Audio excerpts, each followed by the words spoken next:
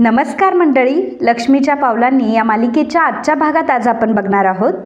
अद्वैत हा नैनावर खूपच चिडलेला असतो आणि नैनाला तो म्हणतो की नैना, तू आत्ताच्या आत्ता घराबाहेर निघ. असं म्हटल्यावर नैनाही रागवते आणि अद्वैतला म्हणते की अद्वैत, तू काय मला असं घराबाहेर नाही काढू शकत, कारण अजूनपर्यंत कलाने सुद्धा पुरावे सादर केले नाही आहेत. आबा अद्वैतला म्हणतात की अद्वैत, तू थांब. आणि नैनाला म्हणतात की हे बघ नैना, मला सुद्धा मान्य नाही आहे की तू ह्या घरामध्ये राहावं. अगं मीच काय, या घरातल्या प्रत्येक माणसाचं तू मन दुखवलंय, त्यामुळे तुला या घरामध्ये राहता येणार नाही. मला माहिती आहे एकीला एक न्याय आणि दुसरीला दुसरा न्याय असं होऊ नये. तेव्हा नैना म्हणते की हो आबा, एक्झॅक्टली मी सुद्धा तुम्हाला तेच म्हणतेय. आबा म्हणतात की हो, परंतु या परिस्थितीमध्ये तसं करणं खूप गरजेचं आहे, कारण यावेळची परिस्थिती ही वेगळी आहे. आम्ही सर्वांनी भावनांनी हे घरकुल बांधलंय आणि याच घराला आम्ही प्रेमाचं सिमेंट लावलंय. हे घर एवढं पक्का आहे ना की आतापर्यंत एवढी वादळं आली तरी सुद्धा कधी या घराच्या भिंती देखील हलल्या नाहीत. पण आज तू जे काही वागली आहेस ना, त्यामुळे माझ्या हा घरचा बुरुज खाली पडतोय की काय असं मला वाटायला लागलंय. आमच्या घरच्या वारसाची आम्हाला तू खोटी आशा दाखवली. मला तर असं वाटलं होतं की मी पंजोबा होणार, म्हणून मी खूप खुश होतो. आपल्या घरात एक लहान बाळ येणार म्हणून सर्वजण किती खुश होते, परंतु तुझीच या घराशी नाळ जोडलेली नाहीये. जर तुझीच नाळ जोडली नाहीये घराशी, तर बाळाची तरी काय नाळ जोडली असणार. नैना, एक गोष्ट लक्षात ठेव, माझ्या दाढीचे केस काय उगाच पांढरे झाले नाहीयेत. मी माझ्या या घराला असं कोसळू देणार नाही. जर वाळवी लागली असेल ना, तर ती वाळवी लगेच काढून टाकायची. त्यावर नैना म्हणते की आबा हे सगळं तुम्ही बोलताय? त्यावर आबा म्हणतात की होय होय, मीच बोलतोय हे सगळं. मंडळी, अजूनही तुम्ही आपल्या व्हिडिओला लाईक केलं नाही आहे का? अहो मग वाट कसली बघताय? लगेच आपल्या व्हिडिओला लाईक करा, कारण तुम्हालाही माहिती आहे की तुमचं एक लाईक करणं आमच्यासाठी किती महत्त्वाचं आहे ते. धन्यवाद. बाबा म्हणतात की हो, हे सगळं मीच बोलतोय. कलाने या घरचा विश्वास संपादन केला, सगळ्यांच्या तिने भावना जपल्या, पण तू काय केलंस? तू मात्र भावना शून्य होऊन आमचा विश्वासघात केलाय. अशा ह्या परिस्थितीमध्ये दोन्ही पार्टी काय सारखी नाही आहेत. आबा अद्वैतला म्हणतात की अद्वैत, सगळ्या गोष्टीचा जोपर्यंत सोक्षमोक्ष लागत नाही तोपर्यंत हिला इथेच राहू दे. त्यावेळी रोहिणी ही मनामध्ये विचार करत असते की डॅडने पण हा निर्णय कशाला घेतला, हकलवायचं होतं हिला. आता नेमकं ही कला काय करणार आहे यावर मी लक्ष ठेवायला हवं, नाहीतर हिचा प्लॅन जर सक्सेसफुल झाला तर आमची वेळ येईल घराबाहेर निघायची. त्यामुळे तिचा प्लॅन मला मोडून टाकला पाहिजे. दिनकरराव आबांसमोर हात जोडतात आणि आबांना म्हणतात की आबाजी, आम्ही निघतो आता. त्यावेळी संगीताही तिचे डोळे पुसत आबांना म्हणते की आबाजी, आम्हाला आता निघावं लागेल. खरं तर खूप अपमान झालाय आमच्यामुळे तुमचा. झालेल्या परिस्थितीची माफी कशी मागावी हेही मला कळत नाहीये. आणि हो, नैनीला सुद्धा आम्ही बरोबर घेऊन जातो. खरं तर तुमच्यासारख्या चांगल्या माणसांसोबत राहण्याची तिची लायकीच नाहीये. खरं तर आमचंच चुकलं की आम्ही तिला योग्य शिकवण देऊ शकलो नाही. त्यावेळी अद्वैत म्हणतो की मिसेस खरे, तुम्ही कशाला माफी मागताय? हे बघा, यामध्ये तुमची काही एक चूक नाही आहे. त्यावेळी दिनकरराव म्हणतात की हे बघा, तुमचा हा मोठेपणा आहे म्हणून तुम्ही असं बोलताय. आबा संगीताला म्हणतात की कलाची आई, अहो या घरामध्ये राहण्यासाठी तुम्ही संकोच वाटून घेऊ नका. अद्वैत म्हणतो की येस मिसेस खरे, तुम्हाला ऑकवर्ड वाटण्याची काही एक गरज नाहीये. ज्या व्यक्तीने ह्या सगळ्या चुका केल्याय तिला घराबाहेर जाऊ दे, त्यामुळे तुम्ही का घराबाहेर जाताय? त्यावेळी संगीता म्हणते की नाही जावई बापू, परंतु ज्या कारणामुळे मी इथे राहायला आले होते तेच कारण नाही राहिलं ना, मग कशापायी राहायचं इथं? पण तुम्ही सगळ्यांनी मला खूप आपलेसं करून घेतलं, मला सांभाळलं. खरंच तुमचे लई उपकार आहे बघा आमच्यावरती. आणि परंतु आता ह्या झालेल्या गोष्टीमुळे इचका व्हायला नको, म्हणून आता मी निघून जाते. नैना विचार करत असते की काय मम्माचं डोकं वगैरे फिरलंय की काय? ही मम्मा आता मला त्या चाळीतल्या घराकडे घेऊन जाणार आहे का? नाही, आता मी इथून कुठेही जाणार नाही, कुठे हलणारही नाही. मला आता काहीतरी करायला हवं, मला इथून जायचं नाहीये. नैना ही संगीताला म्हणते की हे बघ मम्मा, मी तुझ्यासोबत कुठेही येणार नाहीये. तेव्हा संगीता नैनावर ओरडते. नैना म्हणते की मम्मा ओरडू नको, मी तुझ्यासोबत कुठेही येणार नाहीये. मी तर इथेच राहणार आहे. या सगळ्यामध्ये माझी एकटीची चूक नाहीच आहे, मग तू मला एकटीलाच का घेऊन चालली आहेस? हा अन्याय आहे आणि मी तुझ्यासोबत त्या चाळीतल्या घरामध्ये अजिबात नाही येणार. संगीता नैनाचा हात पकडते आणि नैनाला म्हणते की लाज नाही वाटत का या सगळ्या गोष्टी बोलायला? चल आत्ताच्या आत्ता चल इथून. असं म्हणत नैनाचा ती हात पकडते. तेव्हा नैना म्हणते की हे बघ मम्मा, माझ्या दंडाला धरून तू असं मला नेऊ शकत नाही. संगीता म्हणते की तुला चल म्हटलं ना. तर नैना आता खूप चिडते आणि नैना आता संगीताला बाजूला करते, ढकलून देते तिला आणि म्हणते की तुला एकदा सांगितलंय ना मी कुठेही येणार नाही म्हणून, नाही येणार तर नाही येणार मी. रोहिणी मनात विचार करत असते की चला निदान ही बाई तरी निघाली आहे, निदान माझी रूम तरी मोकळी होईल. बाकीच्या दोघी सुद्धा जातीलच, परंतु काही प्रॉब्लेम नाही. माझा प्लॅन फुल प्रूफ प्लॅन आहे, त्यामुळे दोघींची सुद्धा जाण्याची बरोबर व्यवस्था मी केली आहे. संगीता आता अद्वैत समोर हात जोडते. अद्वैतला म्हणते की जावई बापू मला फक्त तुम्हाला एक विनंती करायची हो. हे बघा जे काही आहे ते सगळं तुमच्या समोरच आहे. ही माझी मुलगी अशी खरं तर मुलगी म्हणून घेण्याच्या सुद्धा लायकीची नाही आहे ही, पण माझी कला मात्र हिच्यासारखी अजिबात नाही आहे. माझी कला ही खूप मनमिळावू आहे. माझी कला कोणाला दुखवतही नाही आणि ती कोणाला दुखावणार सुद्धा नाही. तेव्हा मी तुम्हाला हात जोडून सांगते की फक्त माझ्या कलेला तेवढं सांभाळून घ्या. संगीता आबांसमोर सुद्धा हात जोडते आणि आबांना म्हणते की आबाजी माझ्या कलेला सांभाळून घ्या. आबा संगीताला म्हणतात की विहीनबाई जाण्यापूर्वी एक गोष्ट लक्षात ठेवा की कुठल्याही दोन व्यक्तींमधलं नातं हे तिसऱ्या व्यक्तीने कधीच खराब होत नाही, तर ते फक्त त्या दोन व्यक्तींमुळेच खराब होतं. सरोज संगीताला म्हणते की काय मग निघताय ना आता तुम्ही. त्यावेळी संगीता आता सरोजला हात जोडून म्हणते की हो सरोज मॅडम निघतोय आम्ही. काही जर चुकलं माकलं असेल तर माफ करा. त्यावेळी रोहिणी म्हणते की चला मग मिसेस खरे आता निघताय तर तुम्ही माझ्या खोलीमध्ये तुमचं जे काही सामान बांधलंय तुम्ही ते काढून घ्या आणि ते घेऊन जा सोबत. ॲक्च्युली खूप पसारा आहे तिथे आणि काळजी करू नका, 2च दिवसामध्ये तुमच्या दोन्हीही मुलीसुद्धा घरी येतील. तर इकडे आता रोहिणी नाटक करत असते. रोहिणी आता रडत असते, जसं काही तिला खूप फसवलंय नैनाने. तिला आजी व्हायचं होतं, आजी होण्याची सगळी स्वप्न तिच्याकडनं हिरावून घेतली, कशा प्रकारे तिची फसवणूक झाली आहे. त्यामुळे आता रोहिणी मोठमोठ्याने रडत असते आणि सरोज आणि रजनी जी आहे ती तिला समजावत असतात. आता रोहिणी रडत असताना आबा तिथे येतात. आबा रोहिणीला बघण्यासाठी आलेले असतात. तेव्हा रोहिणी म्हणते की बघा ना डॅड, बघा ना माझी किती मोठी फसवणूक झाली आहे. अहो ही फसवणूक आता मला सहन नाही होणार. अहो ध्यानीमनी नसताना कधीतरी मला कळलं की मी आजी होणार आहे म्हणून. खरं तर या गोष्टीचा मला धक्का बसला आणि त्या धक्क्यातून कशीबशी मी सावरले. मी कसं तरी स्वतःच्या मनाला समजावलं आणि मग त्या नैनाला ॲक्सेप्टसुद्धा केलं. आणि डॅड माझ्या राहुलचा चिमुकला या घरामध्ये येणार म्हणून मी किती खुश झाले होते. म्हणून मी नैनाच्या सगळ्या चुका देखील पोटात टाकल्या आणि मी नैनाची काळजीसुद्धा घेतली की नाही मी नैनाची काळजी. आणि तिने काय केलं, तिने आपल्याला फसवलं. त्या दोघींनी मिळून आपल्याला फसवलं. डॅड बघितलं ना किती चालाक आहेत त्या दोघीजण. रजनी म्हणते की वंस हो तुम्ही थोडंसं शांत बसा ना. अहो प्लीज थोडंसं धीरानं घ्या ना तुम्ही. मला माहिती आहे की तुम्हाला आणि राहुलला खूप दुःख झालं आहे, जे सगळ्यांपेक्षा जास्त आहे. परंतु आता ह्या परिस्थितीमध्ये स्वतःला सावरायला हवं ना. आणि आता या परिस्थितीमध्ये मनाला समजवण्याच्या व्यतिरिक्त आपण दुसरं काही करू शकतो का. आबा रोहिणीला म्हणतात की रोहिणी अगं जरा शांत हो.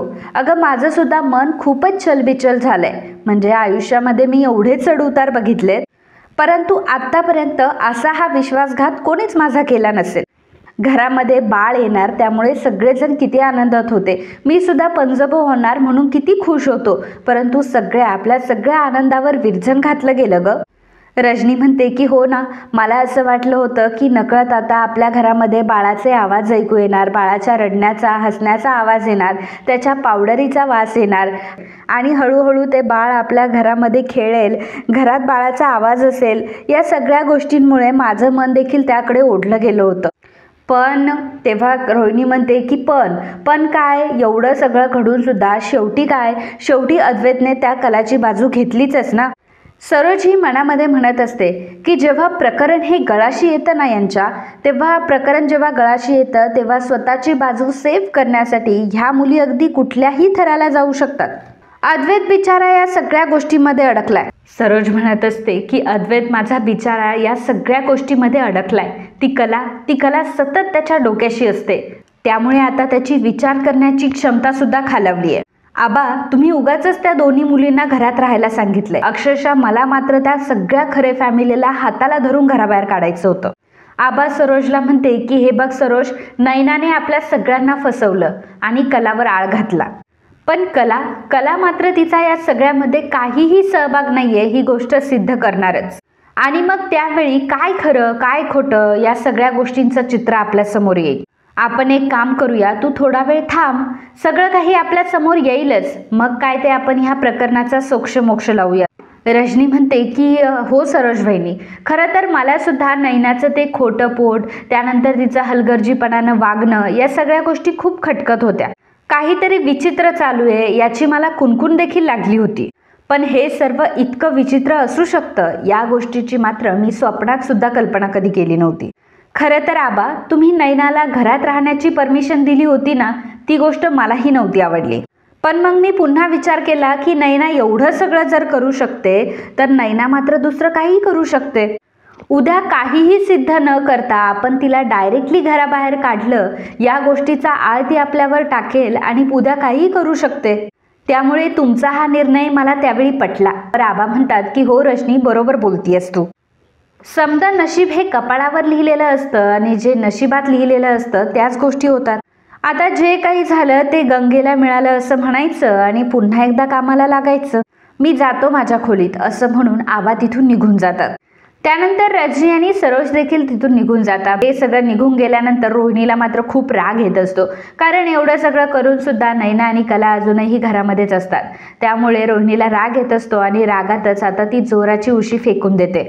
तर इकडे राहुल खूपच चिडलेला असतो. नैनाचे जे कपडे असतात ते नैनाचे कपडे तो एका बॅगमध्ये भरत असतो आणि तो म्हणत असतो की नाही, ह्या बाईने मला फसवलंय, अक्षरशः मला वेड्यात काढलंय आणि बाईने मला फसवलंय. जर उद्या लोक मलाच नावं ठेवतील की बायकोकडून हा फसला गेला आणि बायकोने याला येड्यात काढलं. जर ही बाई एवढं मोठं खोटं बोलू शकते तर ही बाई मात्र दुसरं काही एक करू शकते. राहुल आता नैनाचं सगळं साहित्य बाहेर काढत असतो, तिचे मेकअप प्रॉडक्ट्स वगैरे फेकून देत असतो आणि म्हणत असतो की आतापर्यंत ही माझ्या जीवावर एवढा माज करत आली ना, परंतु आता मी हिचं काही एक चालू देणार नाही. ह्या सगळ्या गोष्टी मी फेकून देणार आहे ज्या तिने चांदेकरांकडून मिळवल्या. राहुल आता तिचं सगळं साहित्यच फेकून देत असतो, सगळ्या गोष्टी तिच्या फेकून देत असतो. त्याच वेळी तिथे नैना येते. हा सगळा पसारा फेकताना बघून नैना राहुलला विचारते की राहुल, अरे हे सगळं काय चाललंय. नैनाला बघताच राहुलला खूप राग येतो आणि राहुल म्हणतो की हे गप्प बसायचा, हा तू एक शब्दही बोलायचा नाही. राहुल नैनाची बॅग भरत असतो आणि नैनाला घराबाहेर काढण्याची त्याने पूर्ण तयारी केलेली असते. आता ते सगळं बघून नैना घाबरते आणि राहुलला म्हणते की राहुल, अरे हे सगळं काय करतोयस तू. नैना राहुलला म्हणत असते की राहुल प्लीज ऐक ना, बेबी ऐक ना माझं प्लीज. तेव्हा राहुल म्हणतो की हे बघ, मी काय तुझा बेबी वगैरे नाहीये. तेव्हा नैना म्हणते की राहुल प्लीज ऐकून तरी घे माझं. अरे बघ ना, आपण आता सुखाने संसार करू शकतो, आपण दोघं एकमेकांसोबत राहू शकतो. जे काही झालं ते झालं, आता आपण नवीन सुरुवात करूयात ना. तर रोहिणी त्या दोघांचं बोलणं ऐकत असते. राहुल नैनाला घराबाहेर काढण्याच्या मनस्थितीत असतो आणि ते बघून रोहिणी मनात विचार करते की वेल डन राहुल, आता अगदी तू बरोबर करायला लागलायस सगळं. नैना मात्र राहुलला म्हणत असते की राहुल, अरे आपण पुन्हा एकदा नव्याने सुरुवात करू शकतो. जे काही झालं ते झालं, परंतु आपण पुन्हा एकदा नव्याने सुरुवात करू आपल्या संसाराला. आपण आपली लाईफ मस्त एन्जॉय करूयात. मी नेहमी म्हणते ना की आपण दोघे सारखेच आहोत राहुल. तेव्हा राहुल म्हणतो की नाही, हा नाही, आपण दोघे अजिबात सारखे नाहीये. हे बघ, प्रेग्नन्सीचं हे खोटं नाटक करणं, हे एवढं मोठं खोटं मला तरी नसतं जमलं बोलायला. आणि पहिली गोष्ट म्हणजे मग प्रेग्नन्सीच्या वेळी कुठं गेलं होतं तुझं हे प्रेम. नैना म्हणते की राहुल, या सगळ्या गोष्टी मी सुद्धा म्हणू शकते. जर मी तुला फसवलंय तर तू सुद्धा मला फसवलंच आहे ना. लग्नाच्या अगोदर जर तू मला फसवलं नसतं तर या सगळ्या गोष्टी करायला मला भागच पडलं नसतं. या सगळ्या गोष्टी मी केल्याच नसत्या कधी. राहुल म्हणतो की चल चल चल, मला काही सांगायचं नाही आता, आणि हे सामान घ्यायचं आणि निघायचं इथून. असं म्हणत नैनाच्या बॅग आता तो रूमच्या बाहेर ठेवतो आणि म्हणतो की चल इथून निघायचं, तू अजिबात इथे थांबायचं नाहीयेस. नैना मात्र हट्टाला पेटलेली असते, बेडवरती ठाण मारून बसते आणि म्हणते की नाही, मी कुठेही जाणार नाहीये. हे बघ राहुल, ही जशी तुझी खोली आहे तशी ही देखील माझी खोली सुद्धा आहे, त्यामुळे मी माझी खोली सोडून कुठेही जाणार नाहीये. राहुल नैनाला म्हणतो की नैना प्लीज उठ, हा पटकन उठ, नाहीतर तुला फेकून देईल मी बाहेर. नैना म्हणते की कर, तुला जे काही करायचंय ते कर, परंतु मी मात्र बाहेर जाणार नाही. राहुल खूपच चिडलेला असतो. राहुल आता डायरेक्ट नैनाचा हात पकडतो आणि नैनाला हात पकडून तो ओढत असतो. तर नैना म्हणत असते की राहुल मी कुठेही जाणार नाहीये, राहुल मी कुठेही जाणार नाहीये. परंतु राहुलने आता ऐकलेलं नसतं. राहुल आता कसलाही विचार न करता नैनाला आता रूमच्या बाहेर फेकतो आणि दरवाजा लावून घेतो. नैना दरवाजा वाजवत असते की राहुल प्लीज दरवाजा उघड ना, राहुल प्लीज दरवाजा उघड ना. परंतु राहुल खूप चिडलेला असतो आणि तो काय दरवाजा उघडत नाही. नैनाचं सगळं सामान राहुलने बाहेर ऑलरेडी फेकलेलं असतं. आता ते सगळं सामान घेऊन नैना गेस्ट रूममध्ये जायला निघालेली असते. मग रोहिणी तिथेच उभी असते. रोहिणी म्हणते की काय गं, कुठे निघालीस? तेव्हा नैना सांगते की गेस्ट रूममध्ये. रोहिणी म्हणते की अरे अरे अरे, तुला गेस्ट रूममध्ये राहावं लागतंय. नैना काही बोलायला जाणार तेवढ्यातच रोहिणी तिला म्हणते की गप्प बसायचा, माझ्यासमोर तोंड वर करून बोलायचं नाही. आणि तुझा हा जो माज आहे ना, तो जोपर्यंत मी उतरवत नाही ना तोपर्यंत मी गप्प बसणार नाही. आणि गेस्ट रूममध्ये जातीयस का, जरा गेस्ट रूमकडे बघ, असं म्हणत जेव्हा रोहिणी तिला गेस्ट रूमकडे बघायला सांगते तर गेस्ट रूमचा दरवाजा बंद असतो आणि त्याला लॉक लावलेला असतो आणि त्याची चावी ही रोहिणीच्या हातामध्ये असते. रोहिणी तिला म्हणते की अगं, गेस्ट रूम तर गेस्टसाठी असते आणि तू काही या घरातली गेस्ट नाही आहेस. खरं सांगू का नैना, या घराची पाहुणी होण्याची सुद्धा तू लायकीची नाही आहेस. त्यामुळे कुठलीही स्पेशल रूम तुला अजिबात मिळणार नाही आणि गेस्ट रूम तर तुला अजिबातच नाही मिळणार. असं म्हणतच रोहिणी आता चावी घेऊन तिथून निघून जाते. गेस्ट रूमचे दरवाजे सुद्धा नैनासाठी बंद असतात. त्यामुळे नैना आता फार चिडचिड करत असते. एक म्हणजे तिला राहुलने रूमच्या बाहेर काढलेलं असतं आणि दुसरं म्हणजे आता ती गेस्ट रूममध्ये सुद्धा जाऊ शकत नसते. त्यामुळे आता काय करावं, कसं करावं हेही तिला कळत नसतं. तर इकडे अद्वैत त्याचं काम करत असतो. रूममध्ये तो आलेला असतो आणि कामाला बसलेला असतो. त्यावेळी कला ऑलरेडी त्याच विचारांमध्ये असते जे काही दिवसभरामध्ये घडलेलं असतं. मग कला अद्वैतला म्हणते की अद्वैत, खरं तर मला तुला थँक्यू म्हणायचं होतं. म्हणजे घडलेल्या परिस्थितीमध्ये सगळ्यामध्ये तू माझी बाजू घेतलीस, तू माझ्या बाजूने बोललास, मला खरंच तुला थँक्यू म्हणायचं होतं. अद्वैत म्हणतो की मला थँक्यू म्हणू नकोस. त्यावेळी कला विचारते की का? तर अद्वैत तिला म्हणतो की बघ, जर तू मला थँक्यू म्हटली तर या सगळ्या गोष्टीला फायनल फुल स्टॉप लागेल. मी अजूनही फायनल फुल स्टॉप लावलेला नाही आहे, कारण माझा अजूनही तुझ्यावर 100% विश्वास नाही आहे. आणि हो, मी तुझी बाजू घेतली याचा अर्थ मला सगळ्याच गोष्टी पटल्या असाही नाही आहे. त्यामुळे आता तुला स्वतःला सिद्ध करावंच लागेल आणि तेही पुराव्यांसकट. तू बघितलं ना तुझी बहीण कशी वागली, ती आमच्याच घरात राहून आमच्याच घरच्यांना ती मॅनिप्युलेट करत आली आहे. एवढं सगळं खोटं बोलली, प्रत्येकाच्या भावनांशी तुझी बहीण खेळली आहे. तिच्या मनाला जे काही वाटलं ते तिने केलं. तिच्या मनासारखंच ती या घरामध्ये वागत आली आहे. मला एकच गोष्ट कळत नाही की इतक्या लेवलचा खोटाडेपणा ती कसं काय करू शकते. नाही म्हणजे एवढं डेअरिंग येतं कुठून तिच्यामध्ये. त्यावेळी कला म्हणते की अद्वैत अरे, मलाही तिचा खूप राग आला होता. खरंच नैनाताई खूपच विचित्र आणि विक्षिप्त वागली आहे आणि खरं तर या गोष्टीचं काही स्पष्टीकरण असू शकत नाही. मला माहिती आहे की शेवटी ती माझी ताईच आहे, परंतु मला मात्र तिला प्रत्येक गोष्टी समजून सांगाव्या लागतात. पण मी सांगून सुद्धा ती माझं काहीच ऐकत नाही. तिच्या मनाला जे वाटतं, तिच्या मनात जे काही येईल तेच तिला करायचं असतं. आणि आता मात्र ती समजवण्याच्या पलीकडे गेली आहे. आणि तुला तर माहिती आहे अद्वैत, असं म्हटल्यावर अद्वैत म्हणतो की एक मिनिट, मला काही एक माहीत नाही आहे आणि काही गोष्टी माहीत करून घेण्यामध्ये सुद्धा मला काहीच इंटरेस्ट नाही आहे. त्यावेळी कला म्हणते की अरे अद्वैत, तू चिडू नकोस ना.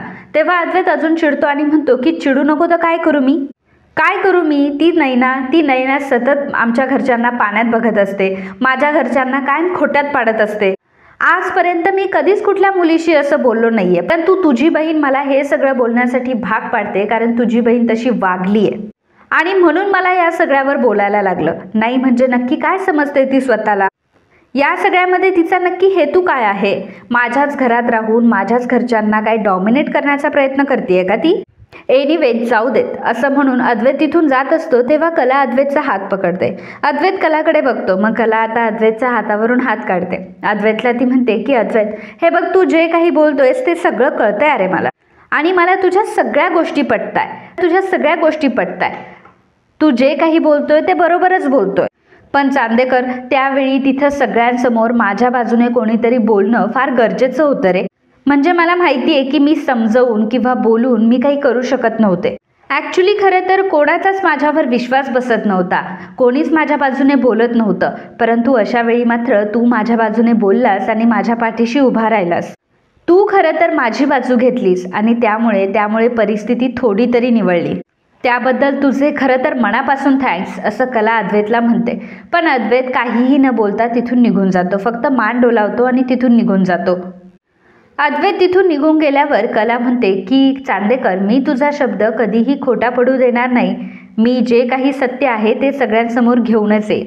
कलाने सुद्धा आता पण केलेला असतो आणि कलाने ठरवलेलं असतं की नैनाताईचा खरा चेहरा सगळ्यांसमोर मी आणेल आणि नैनाताईने जे काही मला पाण्यात बघितलंय किंवा जे काही माझ्यावर आरोप केलेत ते सगळे आरोप मी फेटाळून पाडेन आणि मी निर्दोष आहे हे सगळ्यांना सिद्ध करून देईल. आणि त्यामुळे अद्वैतने जी माझी बाजू घेतली आहे तर अद्वैतसुद्धा कोणासमोर खोटा पडणार नाही. तर मित्रांनो, आजचा हा भाग इथेच संपतो. पुढील भागात आपल्याला बघायला मिळणार आहे रोहिणी आता सौरभला कॉल करते. सौरभला कॉल करून ती सांगते की सौरभ, माझ्या प्रेग्नन्सीबद्दल आता सगळं काही कळलंय सगळ्यांना आणि या सगळ्याचा ब्लेम मी कलावर टाकलाय. मला माहिती आहे की कला आता स्वतःला सिद्ध करण्यासाठी काही करू शकते. ती तर काय आता गप्प बसू शकणार नाही. ती काही ना काहीतरी प्रयत्न करतच राहणार, कारण तिच्याकडे फक्त 2 दिवस आहे. 2 दिवसात तिला हे सिद्ध करायचं आहे की ती खोटी नव्हती, ती खरी आहे आणि या सगळ्यामध्ये माझीच चूक आहे. आता बघूयात ती काय करते. परंतु एक गोष्ट लक्षात ठेव, ती जर तुझ्याकडे आली तर तू तिच्यापासून सावध राहा, नाहीतर सौरभ या सगळ्या गोष्टीमध्ये तूही अडकला जाशील. बघ, मग तुझा तू विचार कर, कारण ती कला तुला माहीत नाही आहे कशी आहे. अरे ती कला तुझं लायसन्ससुद्धा रद्द करण्याला घाबरणार नाही. त्यामुळे तुला सांगतेय की तिला काही सांगू नकोस आणि बोलू नकोस, नाही तर तू सुद्धा अडकशील. असं जेव्हा सौरभला ती सांगते तेव्हा सौरभही आता घाबरलेला असतो आणि नैनाने सौरभला घाबरवण्यासाठीच हे बोललेलं असतं. ज्यावेळी नैना आणि सौरभ हे कॉलवर बोलत असतात, नेमकं त्याच वेळी कला आता सौरभच्या हॉस्पिटलमध्ये आलेली असते आणि ती दरवाजा उघडते आणि तिला सौरभ हा नैनाताईशी बोलतोय ही गोष्ट जाणवते. तर मित्रांनो, आजच्या या भागाबद्दल तुम्हाला काय वाटलं याबद्दलचं तुमचं मत आम्हाला नक्कीच कळवा. And if you like my video please do subscribe, share and comment. Thank you.